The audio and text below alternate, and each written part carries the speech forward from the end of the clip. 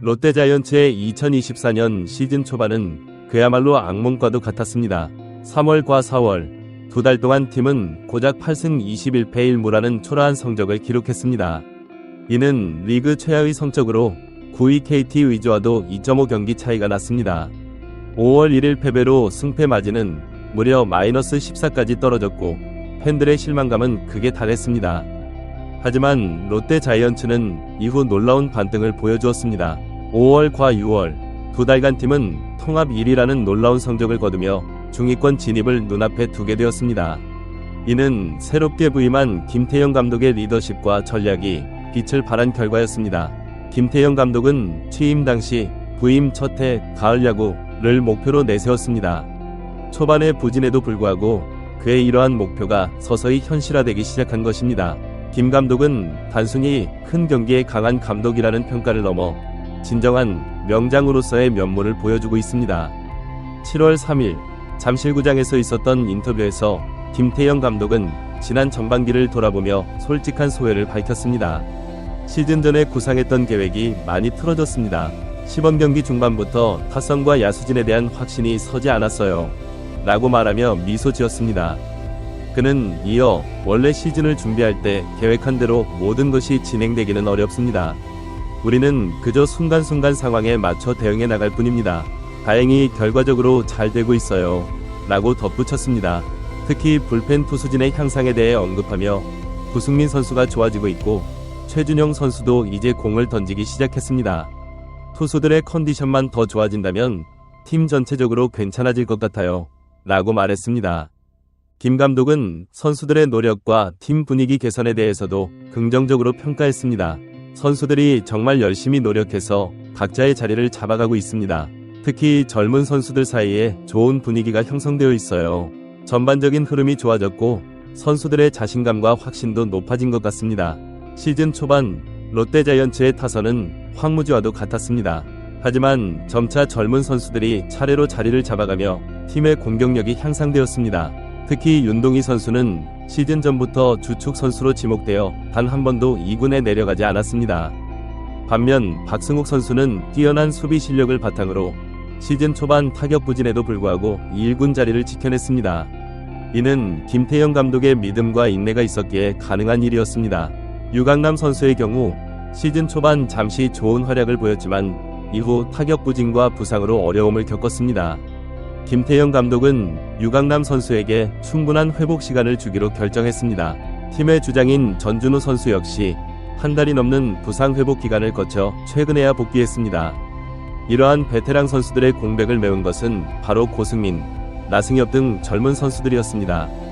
김태형 감독은 이 두 선수의 성장에 대해 깊은 만족감을 표현했습니다. 솔직히 말해서 고승민 선수를 이 루수로 연습시킬 때도 확신이 없었어요. 이 룰을 보기에는 체격이 너무 크지 않나 싶었거든요. 나승엽 선수도 시즌 초에는 타이밍을 잡지 못해 힘들어했습니다. 라고 회상했습니다. 그러나 이 두 선수가 자리를 잡아가면서 팀의 분위기가 크게 개선되었습니다. 김 감독은 그 둘이 자리를 잡아주고 윤동희 선수도 자기 역할을 잘 해주고 있어요. 여기에 황성빈 선수까지 좋은 활약을 보여주면서 전체적인 분위기가 정말 좋아졌습니다. 라고 말했습니다. 하지만 김태형 감독은 아직 안심하지 않고 있습니다.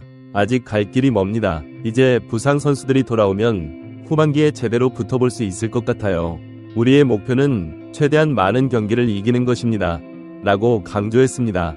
전반기 MVP로는 레이에스 선수를 꼽았습니다. 김태형 감독은 외국인 타자가 한 경기도 빠지지 않고 이렇게 꾸준하게 좋은 활약을 보여주는 것은 정말 쉽지 않은 일입니다. 라며 레이에스 선수에 대한 높은 평가를 내렸습니다. 그러나 롯데 자이언츠에게는 아직 해결해야 할 과제가 남아 있습니다. 바로 마운드의 안정입니다. 시즌 초반 윌커슨 선수의 부진과 박세웅 선수의 불안정한 모습, 나균환 선수의 잇따른 부진과 개인사로 인한 30경기 출전 정지 징계, 김진욱 선수의 기복 등 투수진의 문제가 두드러졌습니다. 이인복, 심재민 등 다른 선발 후보들도 1군에서 자리를 잡지 못하고 있는 상황입니다. 하지만 희망적인 소식도 있습니다. 후반기 첫 시리즈부터 찰리 반즈 선수가 복귀할 예정이며 고승민 선수도 빠른 시일 내에 1군으로 복귀할 것으로 보입니다. 손호영과 유강남 선수의 경우 조금 더 시간이 필요한 상황입니다. 마무리 투수 김원중 선수의 활약은 팀에 큰 힘이 되고 있습니다. 또한 불펜의 약점을 한현희 선수가 메우고 있습니다. 김태형 감독은 이에 대해 반즈 선수가 돌아오면 선발 필승카드가 생기니까 중간 개투진을 강화할 필요가 있습니다. 한현희 선수가 중간에서 역할을 해주고 있고 이민석 선수도 불펜에서 괜찮은 모습을 보여주고 있어요. 선발 로테이션에는 박진 선수가 합류하게 될 것 같습니다. 라고 설명했습니다.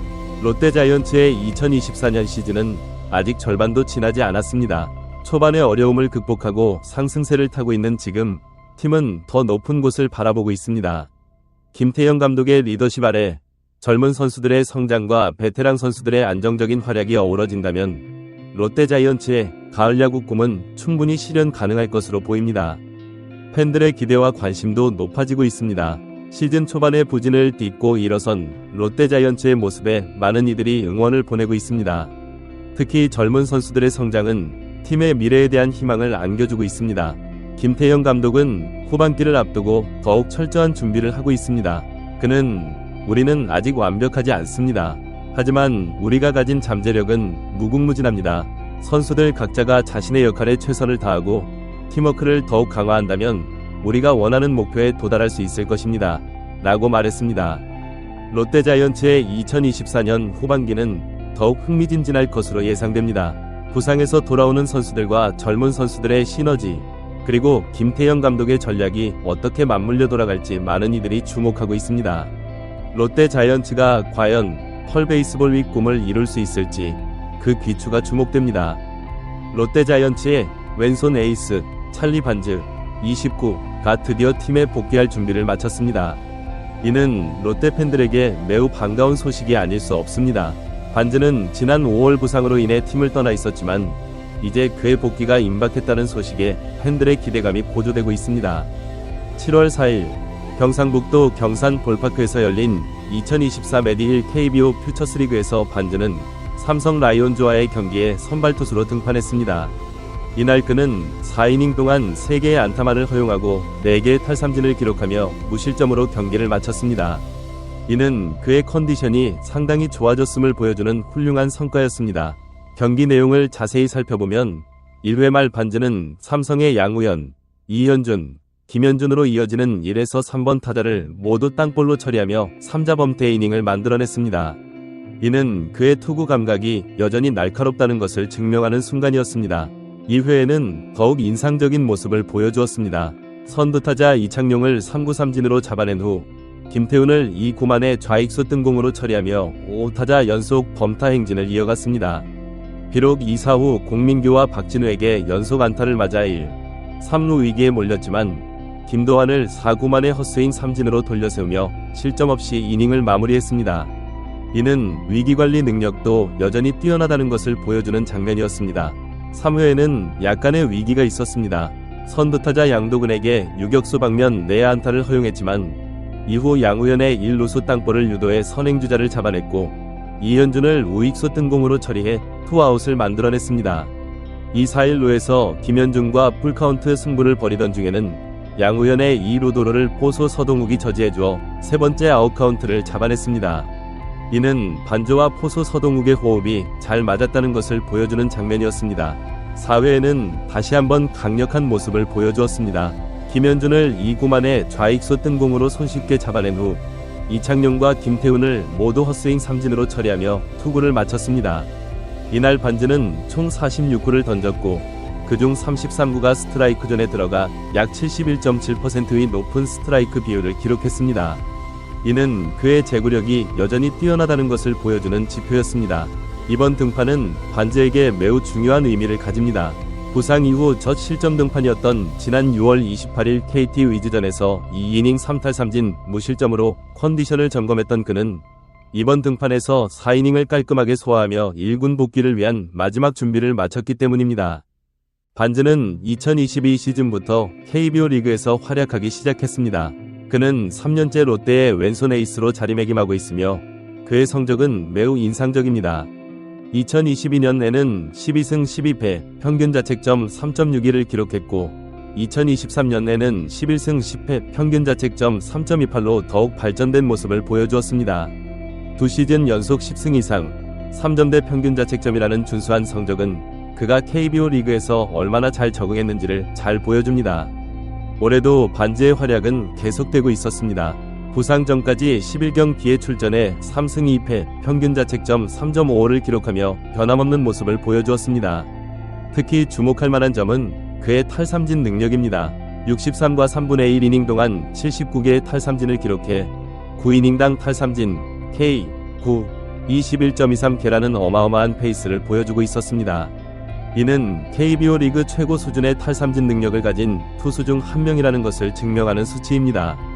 하지만 불행히도 반즈는 5월 26일 사직에서 열린 삼성전에서 부상을 당했습니다.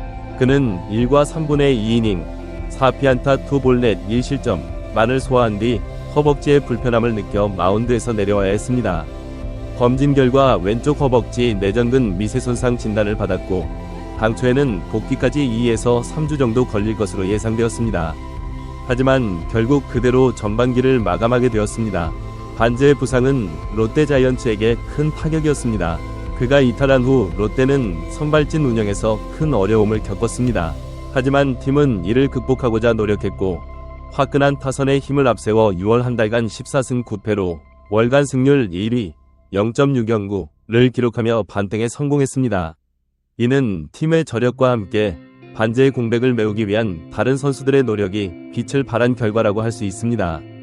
현재 롯데자이언츠의 순위는 8위, 35승 3무 41패 승률 0.461에 머물러 있습니다. 시즌 초반 극심한 부진을 겪은 탓에 아직 상위권과는 거리가 있지만 최근의 상승세를 고려하면 충분히 순위 상승의 여지가 있습니다. 6위 NC 다이노스 39승 2무 41패 승률 0.488 와의 격차는 2경기, 5위 SSG 랜더스 41승 1무 41패 승률 0.500 와는 3경기 차이밖에 나지 않습니다.